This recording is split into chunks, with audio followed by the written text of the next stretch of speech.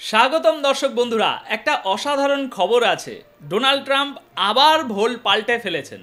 হ্যাঁ, সেই ট্রাম্প যিনি এতদিন ভ্লাদিমির পুতিনের নিন্দা করতেন, জেলেন্সকিকে বলতেন আমি তোমাকে প্যাট্রিয়ট মিসাইল দেব, এই দেব, সেই দেব, কত কি।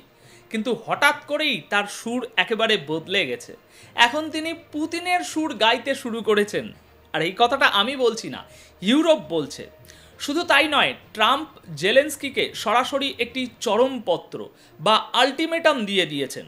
বলেছেন থ্যাঙ্কস গিভিংয়ের জন্য 5 দিন সময় আছে, তার আগেই তোমাকে আমার 28 দফা শান্তি পরিকল্পনা মেনে নিতে হবে। আর যদি তুমি তা না মানো, তাহলে আমেরিকার সাহায্য তোমার জন্য পুরোপুরি বন্ধ হয়ে যাবে। তারপর লড়তে থাকো নিজের যুদ্ধ। দর্শক, এখন জেলেন্সকির ইউরোপীয় মিত্ররা এই ঘটনায় অত্যন্ত ক্ষুব্ধ। তারা বলছে এটা আবার কেমন শান্তি পরিকল্পনা, যেটা বানানোর আগে আমাদের সঙ্গে কোনো পরামর্শই করা হলো না। আর এই পরিকল্পনায় তো পুরোপুরি রাশিয়ার কথাই বলা হয়েছে। তাদের অভিযোগ পুতিন আসলে ট্রাম্পকে $50 বিলিয়ন বিনিময়ে কিনে নিয়েছেন। দেখুন, আসলে এই 28 দফা পরিকল্পনার 14 নম্বর পয়েন্টটি নিয়েই সবচেয়ে বেশি বিতর্ক হচ্ছে। এই পয়েন্টে বলা হয়েছে যে রাশিয়ানদের যে সম্পত্তি বাজেয়াপ্ত করা আছে, ফ্রোজেন অ্যাসেট, তার একটা অংশ থেকে আমেরিকাই লাভ করবে। আর শুধু তাই নয়, ইউরোপকেও নাকি এই পরিকল্পনায় অতিরিক্ত বিনিয়োগ করতে হবে। মানে সংক্ষেপে বললে, রাশিয়ার সঙ্গে এই চুক্তিতে ইউরোপের হয়েও ট্রাম্প নিজেই সব কথা ফাইনাল করে ফেলেছেন। তিনি বলেছেন ইউরোপও টাকা দেবে, আমি ওদের রাজি করাবো। আরে ভাই, রাজি করাবেন কি? উনি তো নিজেকে মালিক ভাবছেন আর বাকিদের গোলাম। বস যখন তাই হুকুম করবে তখন তো তা শুনতেই হবে, তাই না? এখন এই সবের পরে জেলেন্সকি অবশ্য এই 28 দফা পরিকল্পনা পুরোপুরি প্রত্যাখ্যান করেছেন।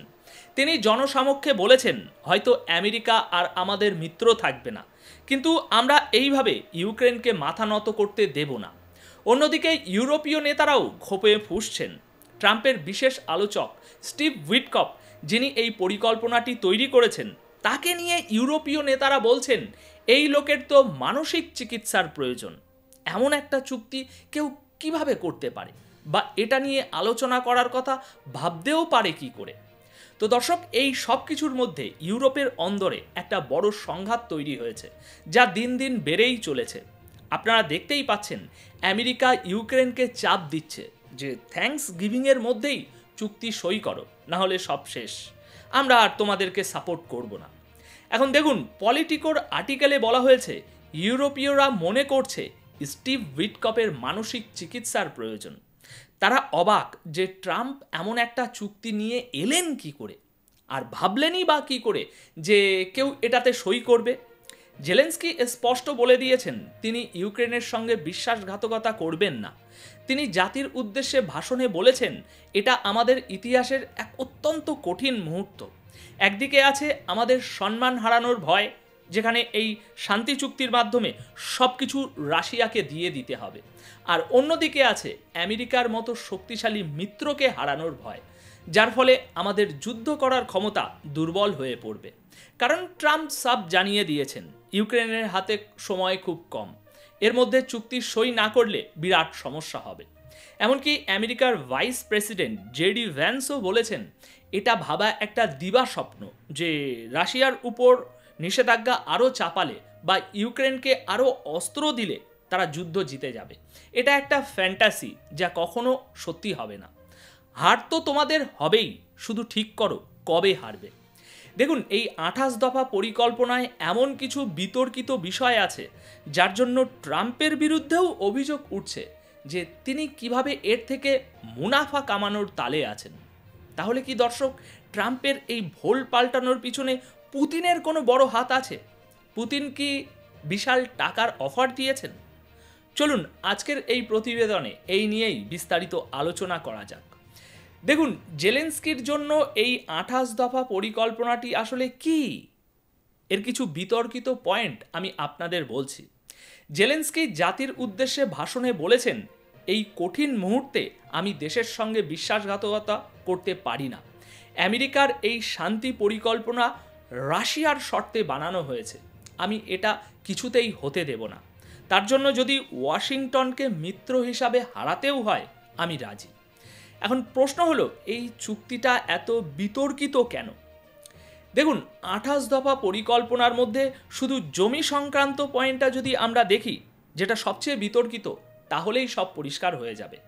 চুক্তি অনুযায়ী যুদ্ধক্ষেত্রে যে যেখানে আছে সেই সীমানা আপাতত ফ্রিজ হয়ে যাবে। আর শুধু তাই নয়, লুহানস্কের একটি বড় অংশ ইউক্রেনকে রাশিয়ার হাতে তুলে দিতে হবে।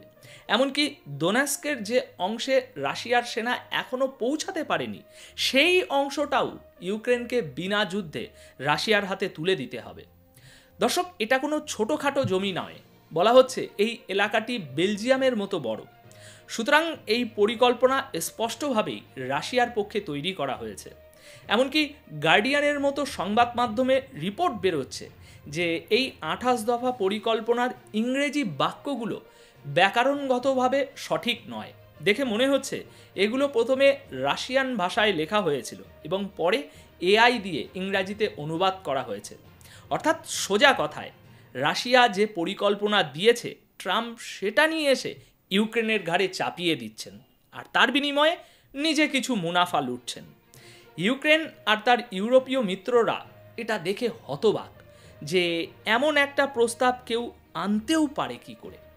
একদিকে আপনি ইউক্রেনকে হাঁটু গেড়ে বসতে বাধ্য করছেন, যে জমি তারা হারায়নি সেটাও দিয়ে দিতে বলছেন, আবার ইউক্রেন কোনোদিনও ন্যাটোর সদস্য হতে পারবে না সেটাও বলছেন। অর্থাৎ তাদের কোনো নিরাপত্তা গ্যারেন্টিও থাকবে না। আর এসবের পাশাপাশি এখনই নির্বাচনও করাতে হবে। অন্যদিকে রাশিয়া, যে কিনা ইউরোপের মতো আগ্রাসনকারী, তাকে আপনি পুরস্কৃত করছেন, তাকে নূতন ভূখণ্ড দিচ্ছেন, তাকে বিশ্ব অর্থনীতির অংশ করে নিচ্ছেন, এমনকি G8-এর সদস্যও বানিয়ে দিচ্ছেন। অর্থাৎ রাশিয়া পশ্চিমা বিশ্ব ব্যবস্থার অংশ হয়ে যাবে। তাহলে তো আপনি আগ্রাসনকারীকে পুরস্কৃত করছেন, আর যে ভুক্তভোগী তাকে আরও কোণঠাসা করছেন। এই জন্যই ইউরোপীয় নেতারা বলছেন স্টিভ উইটকপের মানসিক চিকিৎসা করানোর উচিত। এখন ট্রাম্পের বিরুদ্ধেও মুনাফা লোটার অভিযোগ উঠছে, কিন্তু কিভাবে? দেখুন, এই 28 দফা পরিকল্পনার 14 নম্বর পয়েন্টে বলা হয়েছে, রাশিয়ার যে প্রায় $300 বিলিয়ন সম্পত্তি ইউরোপ ও জাপানে বাজেয়াপ্ত করা আছে, তার থেকে $100 বিলিয়ন ইউক্রেনের পুনর্গঠনের জন্য ব্যবহার করা হবে। আর এই পুনর্গঠনের জন্য ইউরোপকে তার নিজের পকেট থেকে অতিরিক্ত $100 বিলিয়ন দিতে হবে। অর্থাৎ ইউরোপকে কিছু না জিজ্ঞাসা করেই তাদের থেকে $100 বিলিয়ন বের করে নেওয়া হচ্ছে, যেখানে আমেরিকা $1 দিচ্ছে না। এবার আসল খেলাটা এর পরে শুনুন। রাশিয়ার বাজেয়াপ্ত সম্পত্তি থেকে $100 বিলিয়ন আর ইউরোপের পকেট থেকে $100 বিলিয়ন, এই টাকা দিয়ে ইউক্রেনকে পুনর্গঠন করা হবে। আর পুনর্গঠন মানে কি? নতুন পাওয়ার প্লান্ট, পাইপলাইন, বন্দর, হাইওয়ে, খনির কাজ, অর্থাৎ বিশাল বিশাল বিজনেস কন্ট্রাক্ট। আর এই বিজনেস কন্ট্রাক্ট থেকে যে কোম্পানিগুলো লাভ করবে, তাদের লাভের 50% আমেরিকাকে দিয়ে দিতে হবে। এখন প্রশ্ন হলো, কোন কোম্পানি এই কন্ট্রাক্টগুলো পাবে? সেটা ঠিক করবেন ট্রাম্প, কারণ তিনি নিজেই শান্তি পরিষদের চেয়ারম্যান হবেন। আর এর ফলে কি হবে? এই সমস্ত বিজনেস কন্ট্রাক্ট আমেরিকার কোম্পানিগুলো পাবে, আর লাভের 50% টাকা আমেরিকার কোষাগারে যাবে। যদিও সেই টাকা ঠিক কোথায় যাবে তা এখনো স্পষ্ট নয়, তবে আমেরিকায় যাবে এটা নিশ্চিত।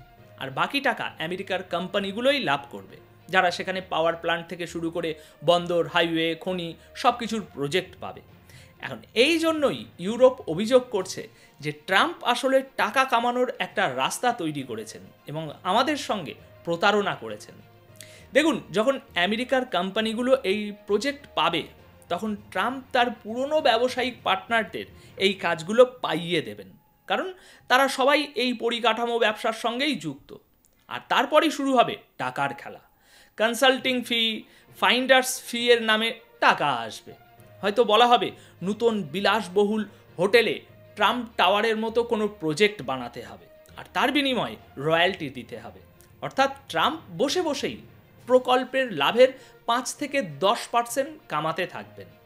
সোজা কথায় ইউরোপীয় নেতাদের অভিযোগ, পুতিন ট্রাম্পকে মোটা টাকায় কিনে নিয়েছেন, আর ট্রাম্প আমাদের সঙ্গে প্রতারণা করে পয়সা কামাচ্ছেন। তারা বলছে রাশিয়ার এই বাজেয়াপ্ত করা সম্পত্তি আমরা সামলে রেখেছিলাম ইউক্রেনের ভালোর জন্য, আর এখন যখন এই টাকা থেকে মুনাফা করার সময় এসেছে তখন আমেরিকা সেই লাভ নিয়ে যাচ্ছে। ইউক্রেনীয়রা বলছে এই টাকাটা তাদের দেশের মানুষের জন্য ছিল, কিন্তু এখন সেই টাকা দিয়ে আমেরিকা লাভ করছে। এটা তো সরাসরি প্রতারণা। আর এই কারণেই ইউরোপীয়রা বলছে ট্রাম্প একটা জঘন্য শান্তি চুক্তি ইউক্রেনের গলায় জোর করে ঝুলিয়ে দিতে চাইছেন, যাতে রাশিয়ার টাকা যা ইউক্রেনের ক্ষতিগ্রস্ত মানুষদের প্রাপ্য ছিল তা ট্রাম্পের বন্ধু আর আমেরিকার ব্যক্তিগত লাভে পরিণত হয়। আর এই জন্যই তারা চান ইউক্রেন যেন তড়িঘড়ি এই শান্তি চুক্তিটা মেনে নেয়।